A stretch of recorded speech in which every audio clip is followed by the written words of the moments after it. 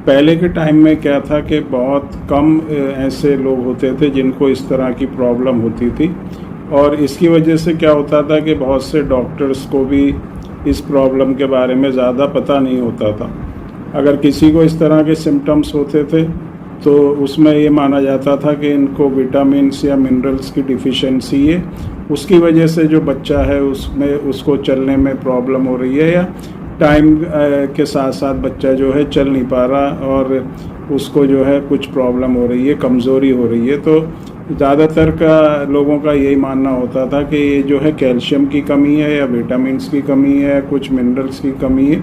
जिसकी वजह से जो बच्चे को इस तरह की प्रॉब्लम हो रही है। लेकिन अब आजकल क्या देखा गया है कि आजकल बहुत ऐसे केस आते हैं जिनको छोटे छोटे बच्चों को 2 साल 3 साल के बच्चे जो होते हैं उनको मस्कुलर डिस्ट्रॉफी की प्रॉब्लम होती है। उनको चलने में, बैठ के उठने में प्रॉब्लम होती है, जीना चढ़ने में प्रॉब्लम होती है। ऐसे बच्चों में देखा गया है कि जब वो नीचे से उठते हैं तो वो अपने हाथ जो है घुटने पे रखते हैं और घुटने की सपोर्ट लेके जो है वो उठते हैं, या फिर कभी कभी वो अपने पंजे पे चलते हैं, एड़ी को उठा के चलते हैं, या वो कभी कभी गिर जाते हैं और उनको क्या होता है बहुत ज़्यादा वीकनेस होती है। तो इस तरह के जो भी पेशेंट्स होते हैं, ये एक जो सिम्टम्स होते हैं बताते हैं कि बच्चे को मसल से रिलेटेड प्रॉब्लम है, मसल्स जो है बच्चे की वीक हैं। बच्चा अगर उसकी मसल्स में ताकत होगी तो आसानी से बैठ के उठ जाएगा और उसको किसी तरह की कोई भी सपोर्ट लेने की ज़रूरत नहीं पड़ेगी, ये और आसानी से वो अपना जो भी जीने पे चढ़ना, जीने से उतरना, भागना, खेलना, साइकिलिंग करना, इस तरह की जो भी एक्टिविटी होती है वो बच्चा आराम से करता है। तो नॉर्मल कंडीशन में ये होता है कि उनके मसल्स में ताकत होती है, मसल्स में पावर होती है, मसल्स में जो है काम करने में किसी तरह की थकावट नहीं होती। और जो क्योंकि बच्चों में क्या होता है, ज़्यादातर बच्चे एक जगह नहीं बैठते हैं और ज़्यादातर वो खेलने में जो है वो अच्छा समझते हैं और खेलते हैं, भागते हैं, दौड़ते हैं, इधर उधर घूमते रहते हैं, अपनी जो भी है उनकी एक्टिविटी वो करते रहते हैं और उनको किसी तरह की कोई भी प्रॉब्लम नहीं होती है। लेकिन जिस बच्चे को मस्कुलर डिस्ट्रॉफी या मसल से रिलेटेड प्रॉब्लम होगी, मसल्स में वीकनेस होगी, तो उसको फिर इस तरह की प्रॉब्लम होती है कि जो उसकी मूवमेंट होती है वो नहीं कर पाता, और इससे बहुत ज़्यादा जो है तकलीफ़ बच्चे को भी होती है, पेरेंट्स को भी होती है। पेरेंट्स को लगता है कि उनके बच्चे में किसी तरह की कोई ना कोई प्रॉब्लम है जिससे बच्चे की मूवमेंट करने में परेशानी होती है। तो ये कुछ ऐसे सिम्टम्स होते हैं जिससे हम पहचान सकते हैं कि छोटा बच्चा जो है उसको मसल से रिलेटेड प्रॉब्लम है, मस्कुलर डिस्ट्रॉफी है।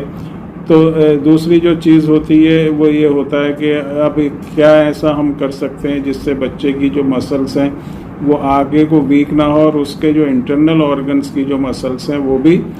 ठीक रहें, उसमें किसी तरह की प्रॉब्लम ना हो। जो कार्डियक मसल्स हैं, जो हार्ट की मसल्स हैं, उसमें वीकनेस ना हो, और दूसरे जो भी इंटरनल ऑर्गन्स हैं उनकी जो मसल्स, जो लंग्स होते हैं उसमें जो डायफ्राम होता है, एक झिल्ली होती है लंग्स के नीचे, उसकी मसल्स भी वीक ना हो। जो आइसोफेगस है, खाने की नली है, वहाँ की मसल्स भी वीक ना हो, क्योंकि ये सब जो ऑर्गन्स होते हैं ये हमारी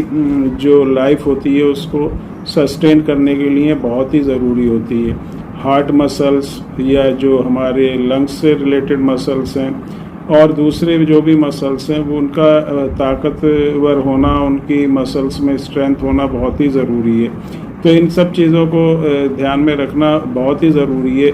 जो स्केलेटल मसल्स हैं उन्हीं को हमको नहीं देखना है कि ये वीक हो रही हैं, उसके जो इंटरनल ऑर्गन्स हैं उसका भी हमें ध्यान रखना है कि इंटरनल ऑर्गन्स में भी किसी तरह की कोई भी वीकनेस नहीं आनी चाहिए। तो इस तरह हमको कोशिश करना चाहिए, इस तरह हमको ट्राई करना चाहिए कि ऐसी कुछ होम्योपैथिक मेडिसिन को यूज़ करके या कोई दूसरे अल्टरनेटिव मेथड हम यूज़ करें, और कुछ फिजियोथेरेपी, कुछ एक्सरसाइज को हम जो है यूज़ करें। मतलब कोशिश करें, तरह तरह की कोशिश करें जिससे जो मसल्स हैं वो आगे को वीक ना हो, क्योंकि एक प्रोग्रेसिव प्रॉब्लम होती है, टाइम के साथ साथ जो है ये वीकनेस बढ़ती रहती है। तो उस चीज़ को हमको रोकना है और कोशिश करनी है कि मसल्स जो डैमेज हो गई हैं, जो वीक हो गई हैं, उनको भी हम रिवाइव करें। तो इस तरह हमको कोशिश ज़रूर करें और हाथ पे हाथ रख के हमको नहीं बैठना है कि अब इसका कोई इलाज नहीं है। डॉक्टर्स, क्योंकि ज़्यादातर डॉक्टर्स कह देते हैं कि अब इसका कोई इलाज नहीं है, और ज़्यादातर लोग क्या मायूस होके फिर वो कोशिश नहीं करते हैं। लेकिन ऐसा नहीं करना, क्योंकि कोशिश करने से ये होगा, कोई ऐसी मेडिसिन से लेने से ये होगा कि हम जो भी कंडीशन है उसको स्टेबल तो बना के रख सकते हैं, कंडीशन में इम्प्रूवमेंट भी कर सकते हैं। तो बेस्ट ऑप्शन जो होता है वो होम्योपैथिक मेडिसिन ही होती हैं। होम्योपैथिक मेडिसिन में बहुत अच्छी ऐसी मेडिसिन हैं जो मसल्स में स्ट्रेंथ लाएंगी, और जो मस्कुलर डिस्ट्रॉफी से रिलेटेड या मसल से रिलेटेड जो भी प्रॉब्लम है उसमें काफ़ी इम्प्रूवमेंट जो है टाइम के साथ साथ होने लगे।